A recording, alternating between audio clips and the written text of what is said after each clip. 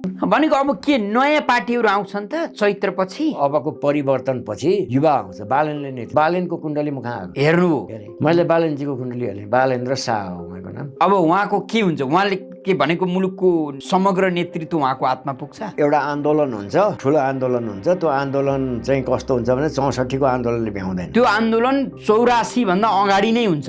82 लागेपछि नयाँ युवाहरू आउँछ। अहिले 81 साल छ, 82 लागेपछि तपाईँको नयाँ युवाले आउँछ। भनेको मुलुक मध्यावधिमा जान्छ है क्या हो? युवा आएर संविधान बालेन्द्र शाहको कुण्डली कस्तो रहेछ भनिदिनुहोस् न एकपटक। बालेन्द्र शाहको कुण्डली ऊ त्यहाँ लेखेको छ नि, तुला लग्नको कुण्डली हो।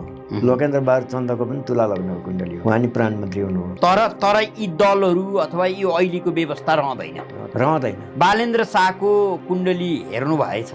उहाँ त तपाईँको, मलाई त यो कुण्डली हेर्दा परमात्माको नेतृत्व लिएर आउनुभएको हो कि, परमात्माले उभ्याएको मान्छे। अब भनिदिनुहोस्, बालेन्द्र शाहले पार्टी खोल्दै हुनुहुन्छ कि खोल्दै हुनुहुन्छ? सम्झिनुहोस्, बालेन्द्र शाह अर्जुन खोले पनि उहाँ आउनुहुन्छ, नखोले पनि आउनुहुन्छ। दल खोले पनि, अब त्यो नखोले पनि, अब तपाईँको उहाँको बेला आयो। अब बालेन्द्र शाह प्रधानमन्त्री बन्दैछन्। बालेन्द्र शाह जस्ता अरू पनि होलान्।